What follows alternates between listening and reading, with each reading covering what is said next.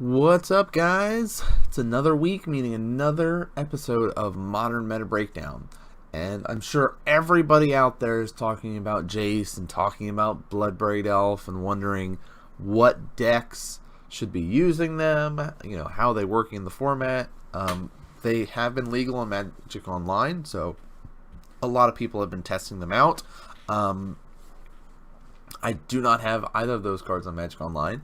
Nor do I have them in paper currently. I'm going to pick up Jace next month when Masters 25 comes out and the price goes down, because I think Jace will do great in my blue-white control list that I've got.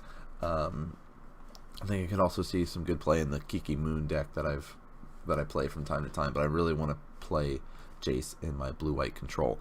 But that's really the thing. Jace is running around a lot. I'm seeing a lot more Jace than I am seeing Bloodbraid Elf. Bloodbraid Elf does exist, it's there, but really it's like, are you going to be able to beat Jace? Right? Are you playing Jace or are you beating Jace? Like, those are the things. Jeskai control, there's that miracle deck's running around, blue-white, so like there's a lot of Jace right now. So instead of talking about a list that like the miracle list or stuff like that, that's good, but hasn't had the tournament results or anything to kind of back it up as much. Yes, it might be 4-0ing, 5-0ing leagues, things like that, but I wanted to show the other side of things this week. This was, of course, the winning deck list from GP Toronto. It's also what I've been playing on Magic Online to kind of counteract Jace a little bit, and basically I feel this is kind of where the meta is going to be shifting, is you're going to be either playing Jace or you're going to be doing something kind of quicker or linear, kind of ignoring what your opponent is doing and just try to beat them quickly, right? So that's why we're going to be talking about Bogles this week. All right, it's a great deck. It's sitting there as a nice linear strategy, and the creatures cannot be messed with by your opponent. So that's what we'll be sitting here and talking about this week on Modern Meta Breakdown. So as you can see, we've got our first creature to discuss here. I'll pull up kind of the three creatures that matter, right? Here's our three that are the most important. So Slippery Boggle, where the deck often gets its name, right? And Gladecover Scout, those are our two 1-drop 1/1 hexproof creatures. And that's the most important thing, is saying, hey, this guy can't be messed with by you. Right? You're not going to be messing with this guy at all. So that is a nice little protection that you have going on there, is saying all those burn spells that you might have, lightning bolts, lightning helixes, not going to work. Those Path to Exiles you might be running, not going to work. Fatal Push, nope, sorry about it, not going to work. So you've got these great ways to have your creatures be protected. Core Spirit Dancer is our only vulnerable creature besides Dryad Arbor, which is kind of a dual slot land / creature, but Core Spirit Dancer there is our kind of bonus creature that we run that can get really big really quick. I've won quite a few games with her on Magic Online lately. Just the ability to get +2/+2 for each aura attached to it's nice, but the real value from Core Spirit Dancer is the ability to reload and draw cards. When I was playing this in paper before, I've tried both with Core Spirit Dancer and without. And your games where you don't have a Core Spirit Dancer and you've kind of been like, all right, yes, it's great, I've got all this enchantments out on one creature and I'm doing well and it's going great, and then, oh, I didn't get my Leyline, and they were able to get a Lily and make me sack a creature, and now I'm out of gas and now I'm just going to die. And that's that feel bad moment. But when you can get a Core Spirit Dancer out, when you have like a Boggle that you've already put stuff on, or a Scout that you've put stuff on, you just place more auras that you normally would, and you just keep drawing cards off it, keep reloading your hand. So it's great creature in this list. Only costs 2 for an 0/2, but the real bonus is that it gets +2 for each aura attached to it, so it can get big quickly. So Dan Ward's list that he was running, we talked about these 4 creatures. He does have 2 main board Path to Exile in his list. That was at the GP. You're expecting to see a lot of creatures running around. It's a nice little addition. I really like Bogles right now in the meta because very few people are running Spellskite, right? Spellskite is a huge deal against this deck because you can sit there and be like, alright, I'm going to redirect all of your enchantments to my creature. Sorry, your guy's just going to be a 1/1 forever. Right? So that's annoying to have to deal with, but like no one's playing Spellskite anymore. Like it doesn't exist. So when there's less hate for it, like no Spellskites, you can sit there and do really well with it. Now the main thing that we have to worry about is Lily, and we'll talk about that for some of the reasons why we're running 3 of 1 card in the main board here. So we've got the enchantments to talk about. What are the really important ones? So I've got a couple to show you guys to discuss. Like we've got our big one here that is the totem armor aspect, right? So that's our Hyena Umbra does give us this, and it's our Spider Umbra that gives us this totem armor ability. Now these auras, well, again, auras are important when we're talking about it because they will let us draw cards off the core Spirit Dancer. But these two are important not only because they sit there and they give us extra abilities and +1/+1 in reach, +1/+1 in first strike. Oh, that's nice. Yeah, okay. But really, the totem armor is important. If the enchanted creature would be destroyed, instead remove all damage from it and destroy this aura. So ways to deal with these creatures besides having Liliana to sack or any sacrifice effect, right? Is board wipes. Okay, if I'm playing Supreme Verdict, if I'm playing Damnation, if I'm playing Wrath of God, my hexproof creature still dies like everybody else, unless I happen to have one of these auras attached to it. Alright? If that's the case, I just lose this enchantment. Sorry, my creature still lives. I lose that. Oh, what a shame. So that's a nice little protection built into the card. So really something that you guys have to be considering as one of the best ways to kind of deal with the decks are these board wipes, are these sacrifice effects. Now, if we have to sack it, the totem armor is irrelevant, right? The card's not being destroyed. I have to sacrifice it. Ugh, that's painful.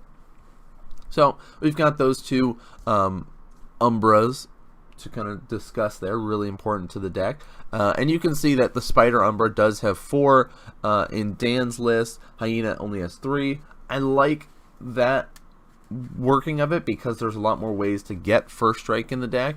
The reach, there's not as much, right? The only way to get reach is with this Spider Umbra. There's ways to get flying, which we'll talk about as a 2 of in this list, which is our Griff's Boon, which is a really sweet card. Gives the creature, well, it is a sweet card. No, Wizards, you don't like Griff's Boon now?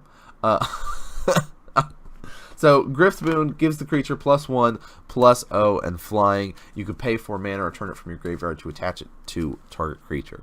Only costs 1 white. So that is another like early cost, evasive ability to your creatures, especially if you can sit there and get on the ground and gum up. Like if you have that Mardu Pyromancer list that we discussed last week for Modern Meta Breakdown, you'll sit there and go, oh, well, you're just going to be, oh, there we go. You're just going to be sitting there and making a bunch of guys. Cool.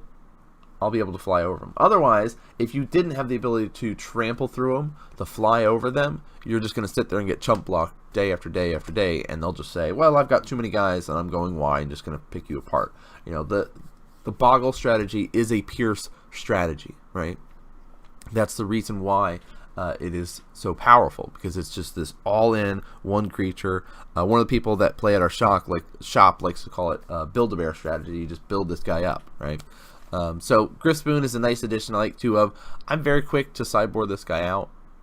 It's an easy one to adjust my board with based on what is running around the meta. That might change though, again, but it's like if I'm playing against all these control-based strategies, the flying doesn't matter as much as some of the other cards that are in my sideboard. So Griff's Boon's in there is a great addition that we've got. Then Rancor, kind of going along with that evasiveness. We got 2 more like evasive strategies that go with our auras. Again, another aura, Rancor. This one's an amazing one. Gives enchanted creature +2/+ plus O and trample. When Rancor is put into the graveyard from the battlefield, you can return it to its owner's hand. So let's say you have that Glade Cover Scout and you didn't have a Totem Armor, but so they were able to do a Wrath effect on you, and Rancor, guess what, goes to the graveyard, bring it back, no problem. Reload my hand with the Rancors. But Rancor is really good for that kind of get through those blockers. You have to be careful though, because Rancor only gives power. It does not give any toughness, right? +2, +0, and trample is really nice, right? The trample's great, especially if you've got all these other ones. Like you have the Hyena Umbra on there, right? You've got these extra stuff attached to it. It works out really well. Now, the other two, these two are like, oh wait, we've got one more evasive strategy to talk about. Then we're going to talk about the really big ones that I think are like the most impactful, important ones for the deck. Rancor is also like high up there. The Umbers are really high up there with the Totem Armor stuff. This card, 2 of in here, I love it. I think that is kind of right around a good number. Maybe you want to do 1 if there's less creatures in your meta. We might be able to shave down to 1. I still think that keeping around 2 is important. You know, base it on what you want to do. You know, maybe you're saying, oh, but I really like that Armadillo Cloak, but whatever the newer version of Armadillo Cloak is from Dragon's Maze, and I can't remember now. But you know, I like that +2/+2 and trample and all that stuff and lifelink. But so Spirit Mantle's our next evasive ability that we get. Enchanted creature gets +1/+1 and has protection from creatures. Okay, so you can say, how can I get through to deal damage to you? Griffspoon lets me fly over you. Rancor lets me trample through you. And Spirit Mantle lets me just kind of phase right through you. I don't have to worry about it. I've got protection. You cannot block me, right? This also says if you're facing down a big dumb dude and you're worried about this race that you've got going on, well, maybe I'll just throw the Spirit Mantle on, and now we're kind of gummed up. Also works out really well if you're throwing it on like Glade Cover Scout and you already have a Boggle that has a bunch of enchantments on it. You have this second blocker that's just there, right? So that works out really nicely there. So I like that addition in here. Now, the 2 big ones for me, right, when it comes to the enchantments. Ethereal Armor is like numero uno. Love it, especially because it can get out of hand super quick. So enchanted creature gets +1/+1 for each enchantment you control, and it has first strike. So this buffs up and it helps out with all of those auras that you've got. Doesn't matter what creature they're on. Doesn't matter if you've picked some enchantments from your sideboard to bring out, like your Rest in Peace, you know, things like that. Stony Silence, you got those out. Well, hey, guess what? That also buffs up your creature with Ethereal Armor attached to him. So that's, you know, definitely one of my favorite ones because it gets out of hand so crazy. And you can sit there and be like, oh, he's got 3 enchantments. Like this Glade Cover Scout here, he's got Hyena Umbra, he's got Spirit Mantle, and he's got Ethereal Armor, right? So he'll get +1 from Hyena Umbra, so he's a 2/2. Gets +1 from Spirit Mantle, so he's a 3/3. And you have 3 enchantments, so now he's a 6/6 that you can't block. Have fun. Have fun. And that just shows you just how crazy the deck is very quick with the amount of mana. It's you know, sit there, functions quite well with 2 mana. 3 is really like, okay, I don't need to go any more than that, right? That's fine. I don't need any more.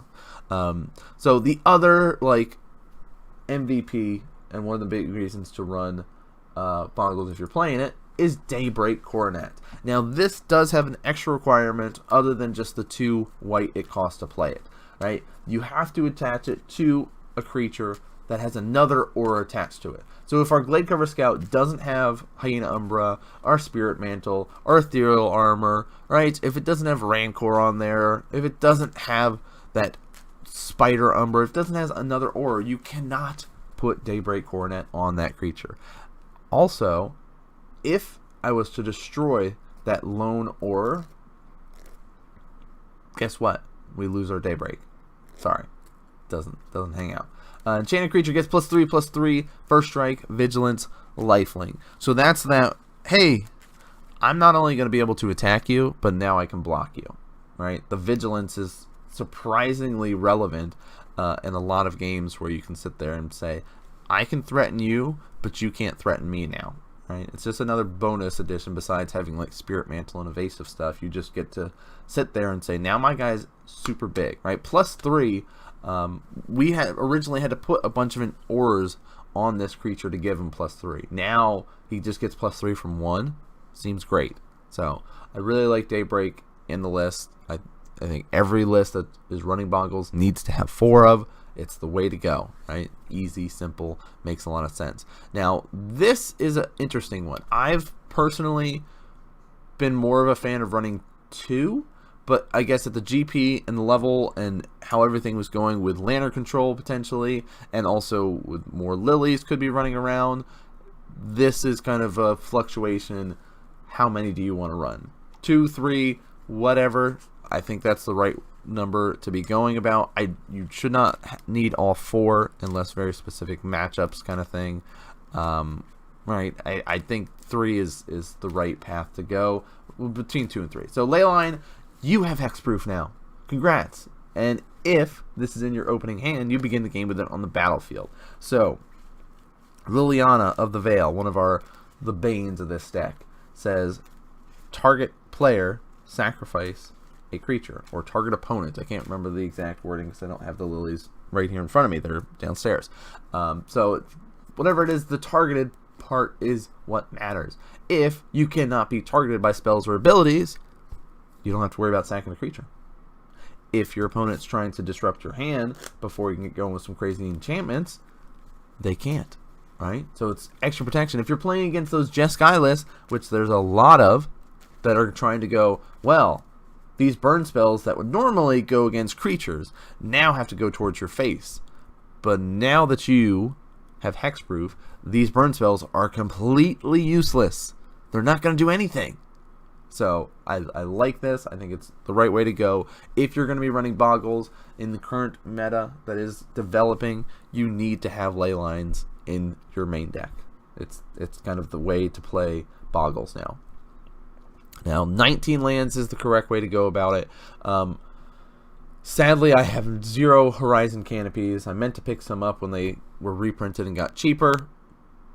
You know, just never got around to it. Was building other decks, not high on my priority list, so I haven't been playing as much paper version of Hyena Umbra, or Hyena, of the Bogles list. So, Horizon Canopy, MVP of the deck, because like I talked about, 2 to 3 lands. You don't need more than that.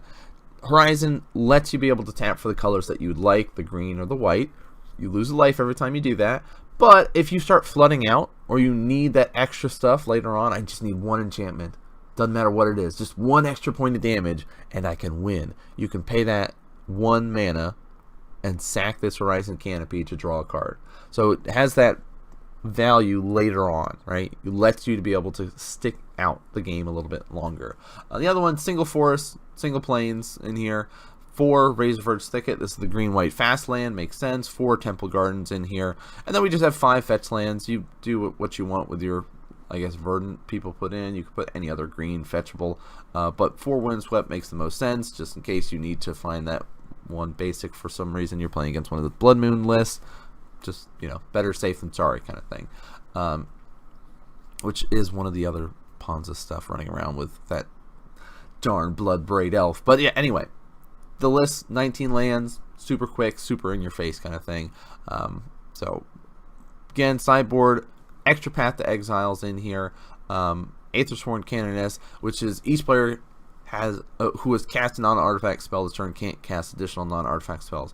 If you're playing against Storm, this just kind of shuts them down, right? They're not able to sit there and cast their bunch of spells.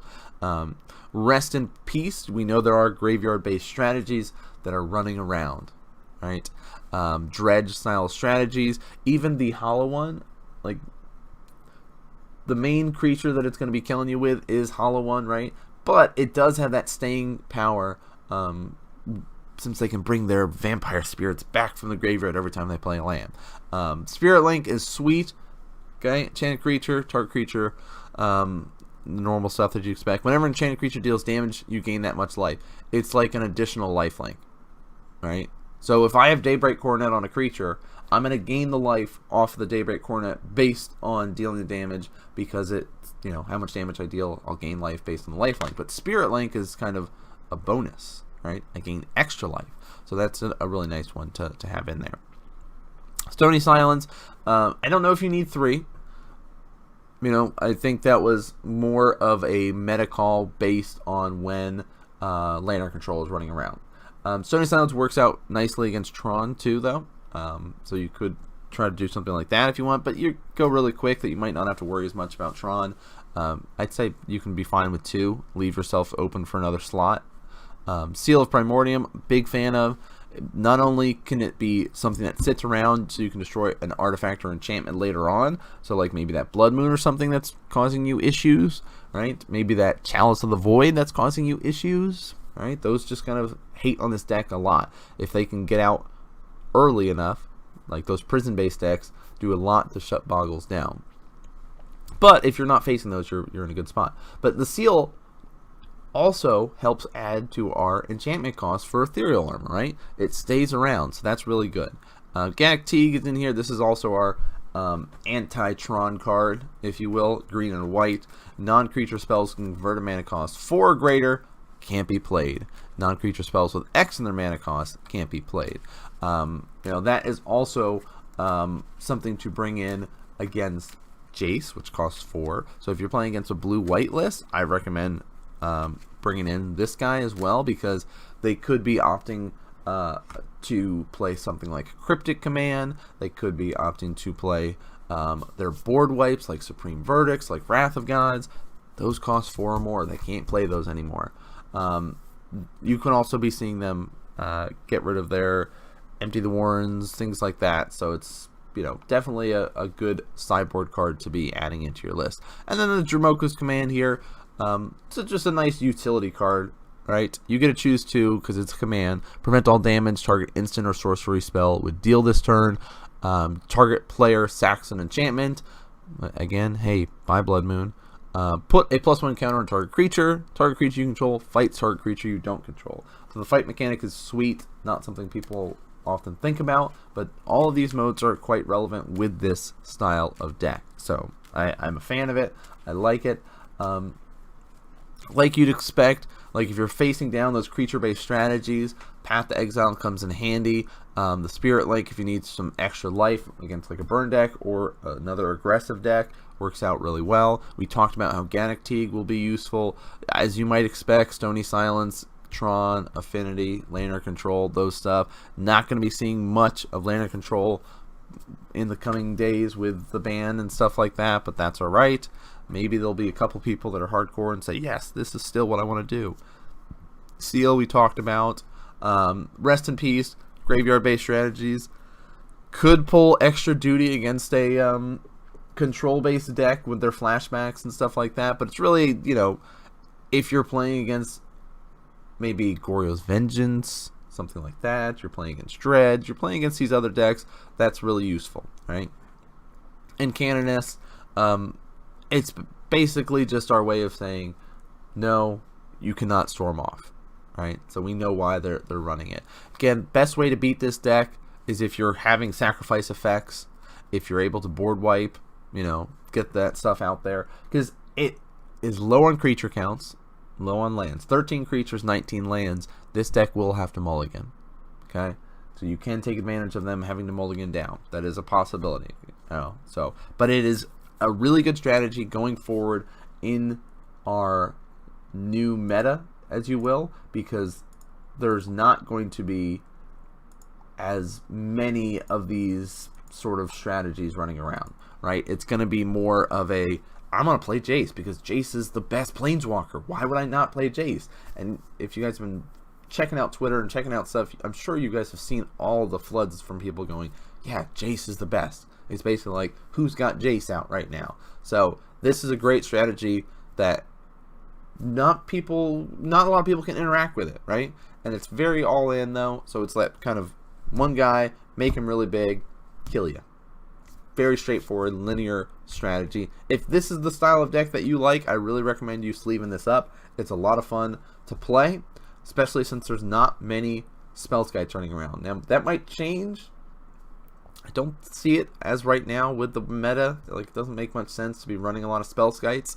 But just be aware that spell skite does host this deck quite heavily. I used to run suppression field in my sideboard to make activated abilities cost 2 more.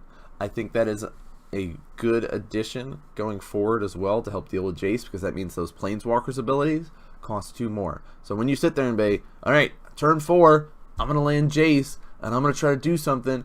No, suppression fields is not going to let that happen. So I used to run a suppression field in my board. I think you can shave down on some of the Stony Silences to maybe fit those in. You guys tweak it your way based on what your meta is looking like, but just be aware there's a lot of Jeskai running around, a lot of Jace running around, so make sure you're building strategies either to play that way or beat it. Okay? That's going to do it for this episode. I hope you guys enjoyed our discussion of Bogles for our current meta breakdown. Of course, there's going to be more coming up next week. We'll get into some of the Jace or Bloodbraid Elves coming up soon. I know a lot of people are looking forward to seeing the discussion going about what is the best way to build Jace or Bloodbraid Elf into your decks, but I wanted to start as a way to beat it first, right? Because there's not everybody owns the cards, so this is a great strategy to go if you're going to be sleeving up and going to your Modern tournament next week and don't want to have to deal with Jace as much. This is the way to do it.